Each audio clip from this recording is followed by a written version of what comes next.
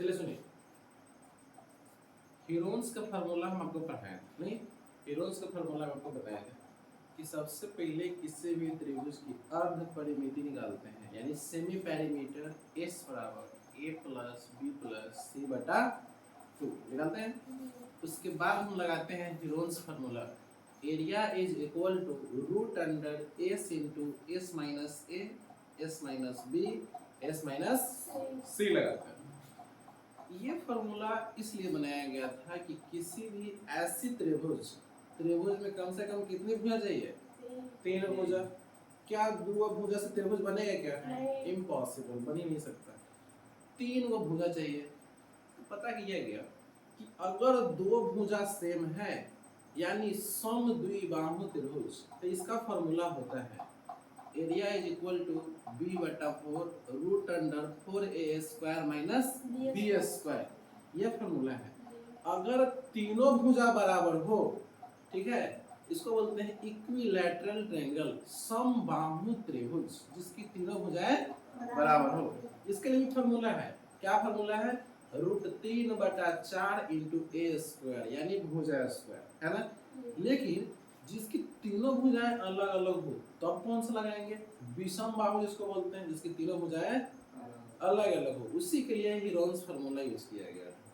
ठीक है, मान गए होगा 5 है, होगा 7 है, होगा 9 है, तो लगाएंगे हीरोन्स फार्मूला, नो डाउट लगा देंगे।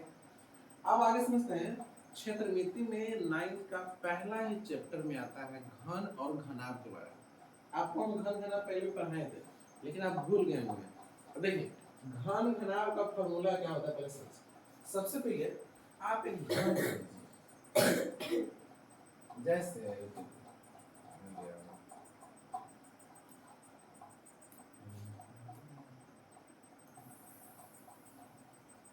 ये है घन,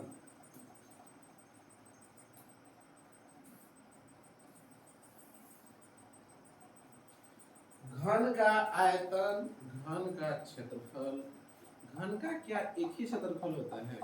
नहीं, 2 क्षेत्रफल होते हैं। जैसे एक कमरा है, ये कमरा तो घनाकार नहीं है, घनावाकार है, क्योंकि इसकी लंबाई चौड़ाई कुछ न कुछ अलग होता है। लेकिन घन में चारों साइड से बराबर होते हैं। क्या इसमें कोई छोटा बड़ा दिखाई दे रहा है? इसकी सभी भुजाएं बराबर है। जैसा कि बात करें, यहाँ देखिए, इसको बोलते हैं ए, ठीक है। अगर बात करें तो ये होते हैं विकर्ण, इस साइड से लेकर इस साइड तक। ये क्या है? विकर्ण है। विकर्ण को इंग्लिश में डायगोनल कहते हैं, यानी विकर्ण। विकर्ण किसी भी क्षेत्र, किसी भी एरिया का सबसे बड़ी लंबाई होती है। 10th क्लास का सबसे मोस्ट इम्पोर्टेंट क्वेश्चन मेंसुरेशन का, क्षेत्रमिति का, पूछता है कि 10 मीटर, 15 मीटर और 20 मीटर वाले कमरे में रखे जाने वाली सबसे बड़ी छड़ की लंबाई ज्ञात करें। छड़ की लंबाई, क्या कहीं भी आपको भनक लगा है कि विकर्ण निकालना है? सीधा बोला है छड़ की लंबाई। तो ये वो चीज बोल दिया है, सबसे बड़ी छड़ की लंबाई, और सबसे बड़ी छड़ की लंबाई का मतलब होता है विकर्ण। इस घर में इस घर में सबसे बड़ी लंबाई क्या होगी बताइए? कहां से कहां तक होगा? इस कोना से लेकर ऊपर वाले कोने तक? गलत, नीचे वाले कोने होगा ना, या फिर इसके नीचे से इसके ऊपर वाले कोने तक। इससे बड़ा इसका लंबाई हो ही नहीं सकता। तो समझिए, ये है घन, घन की एक भुजा ए है, तो सब भुजा कितना होगा? ए ही होगा। चलिए अब बताइए, घन का आयतन, घन के आयतन क्या होते हैं? घन के आयतन बराबर भुजा क्यूब होता है, या फिर इसको ए क्यूब बोल सकते हैं, या फिर आपको मन अलग लिखने का तो लिख दीजिए, भुजा गुने भुजा गुने, बोलिए, भुजा गुने भुजा गुने भुजा होती है।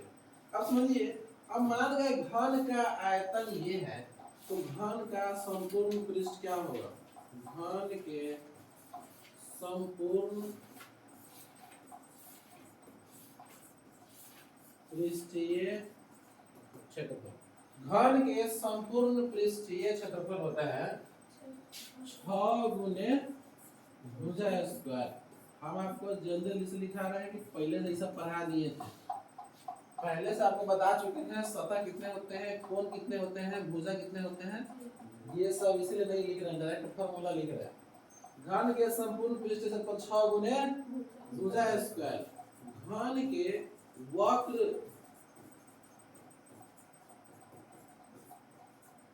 पृष्ठीय क्षेत्रफल 4 गुने भुजा स्क्वायर यानी 4a स्क्वायर।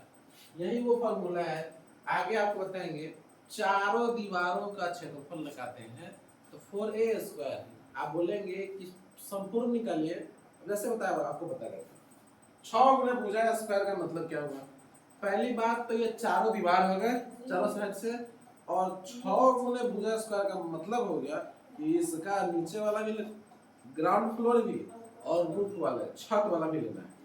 1 2 3 4 5 और 6 हो गया इनसे टोटल 6 गुने भुजा स्क्वायर और नीचे 4 गुने भुजा स्क्वायर।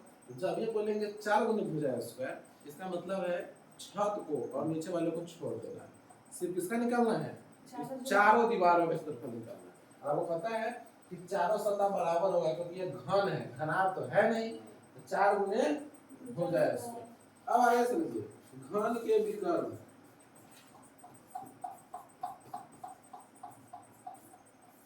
घन के विकर्ण क्या होता है बताइए, √3 गुने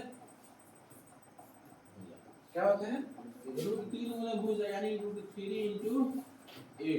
इंग्लिश में लिख दिए हैं, हिंदी में लिख दिए। √3 गुने भुजा होता है क्या, बोलिए, विकर्ण होता है। विकर्ण को इंग्लिश से बोलते हैं डायगोनल। ठीक, अब समझिए अगर इतना फार्मूला दिया हुआ है, यही फार्मूला दिया रहता, अब बार बार आपसे भुजा पूछता तब क्या करता, जैसे अब होगा अगर आयतन दिले है, अब भुजा पूछ रहा है, लिखा रहेगा अगर आयतन दिया हो, अगर आयतन दिया हो तो भुजा बराबर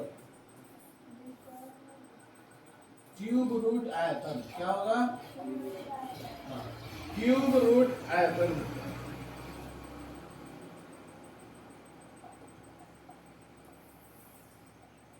ये फॉर्मूला हो गया, क्यूब रूट आयतन हो गया।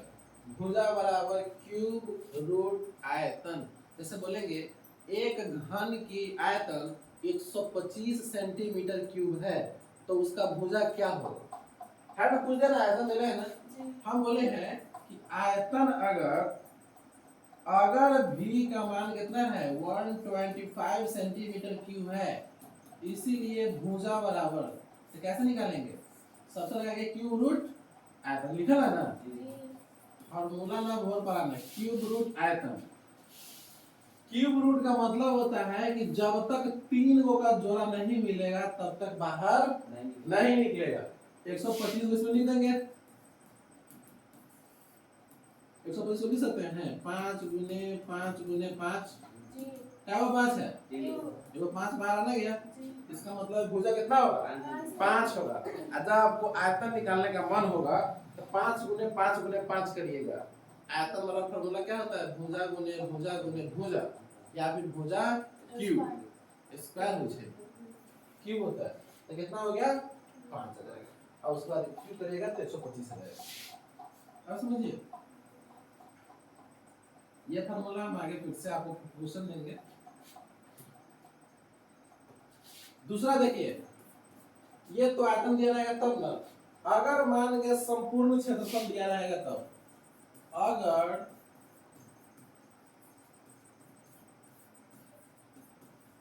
संपूर्ण क्षेत्रफल दिया हो तब भुजा बराबर, तो इसका होता है रूट अंडर क्षेत्रफल बटा 6, रूट अंडर क्षेत्रफल बटा रूट अंडर एरिया अपॉन 6, ये होते हैं फॉर्मूला। अब ये फॉर्मूला कहां से आया, ये भी आपको समझा देते हैं। देखिए अगर मान जाइए किसी का भी संपूर्ण क्षेत्रफल देले हैं 150 सेंटीमीटर स्क्वायर, ठीक है, कितना देले हैं 150 सेंटीमीटर स्क्वायर किसी का क्षेत्रफल है, तब हमको भुजा निकालना है। भुजा बराबर क्या होगा, घन का भुजा बराबर, तो रूट अंडर क्षेत्रफल देना लिखा है यहाँ पे, क्षेत्रफल कितना है 150 बटा में कितना आ गया 6, तो 6 से काटेंगे तो 25 6 और 25 का मान कितना आ गया, इसका मतलब है उस घन की भुजा कितनी होगी 5 सेंटीमीटर होगा, और जिसका क्षेत्रफल कितना दे रहा था 150 सेंटीमीटर स्क्वायर। देखिए रूट है क्षेत्रफल जगह पे 150 है, बटा में जो 6 है 6 है, काट दिया 25 आ गया, 25 से कितना आ गया 5 आ गया, समझ गया। बाद में इस पर क्वेश्चन देंगे, पहले समझ लीजिए एक एक करके। दो फार्मूला समझ लिए, ये वाला और ये वाला, अब आते हैं नहीं चल रहा। वक्र पृष्ठ ये दिया हुआ है, हम यहाँ पे लिखते हैं अगर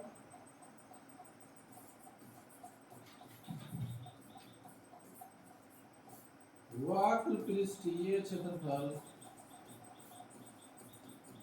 दिया हो तो भुजा बराबर वही बात होगा रूट अंडर क्षेत्रफल, आप बटा में कितने होगा 6 आगे 4 होगा 4 होगा, एकदम सही, क्योंकि ऊपर वाला में 6 लिखे थे ना, संपूर्ण क्षेत्रफल 6 लिख देते, क्या लिखेंगे 4 लिखेंगे, यानी रूट अंडर क्षेत्रफल बटा 4। अच्छा 4 क्यों लिखे हैं, क्योंकि ये वक्र पृष्ठ है, वक्र पृष्ठ में क्या लिखाता है 4 लिखाता है।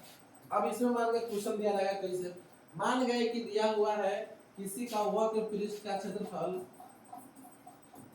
100 सेंटीमीटर स्क्वायर, कितना दे है 100 सेंटीमीटर स्क्वायर, तो हमको भुजा निकालना है, तो भुजा बराबर कथी होगा रूट अंडर क्षेत्रफल अब बटा में 4 दे है ना। बताइए क्षेत्रफल कितना दे हैं 100 दे हैं, अब बटा में कथी है 4, कितना आ जाएगा 25, कितना आ गया समझ में आया ना। अब समझ में आ रहा कैसे बना रहे हैं, चलिए देखिए।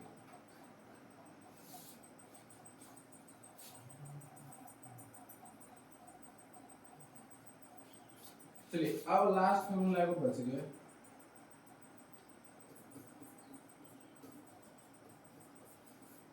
अगर घन का विकर्ण दिया हो, अगर विकर्ण दिया हो तो भुजा बराबर कथी होता है, विकर्ण बटा रूट 3 होते हैं, विकर्ण बटा रूट 3। किसी का भी भुजा दिया रहेगा उसका विकर्ण निकाल सकते हैं, ठीक है। मान के विकर्ण दिले हैं 20 रूट 3, विकर्ण दिले हैं 20 रूट 3, ये है विकर्ण 20 रूट 3, इसीलिए भुजा बराबर, तो कथी फार्मूला होता है विकर्ण बटा रूट 3 होता है ना फार्मूला। देखिए विकर्ण बटा रूट 3 फार्मूला दिले हैं, तो हमको भुजा निकालना था, विकर्ण जगह पे क्या डाल देंगे 20 रूट 3, अब बटा पहले से कथी है ऐसे ही कट गया, कितना आ गया समझ में, ऐसे निकालना। तो जो फार्मूला नहीं पता है जिनको वो अपने लिख लीजिए। बगल में हम क्वेश्चन देते हैं, एक स्लोप मतलब ये वो लोग अलग, एक लो क्वालिटी का, एक मीडियम, एक हाई, तीन क्वेश्चन लेंगे। पहला क्वेश्चन देखो,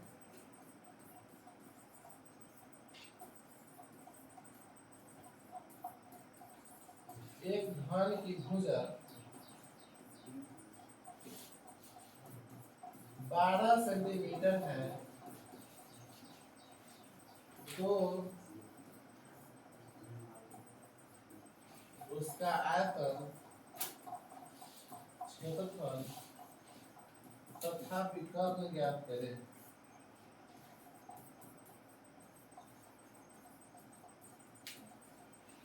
तथा विकर्ण ज्ञात करें, ये था पहला क्वेश्चन।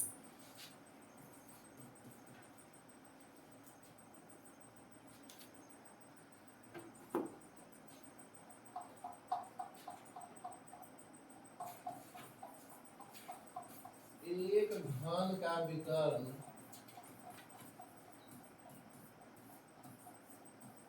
रूट 48 सेंटीमीटर है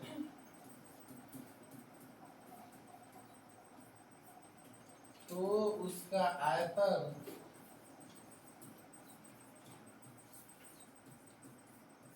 तथा संपूर्ण क्षेत्रफल ज्ञात करें।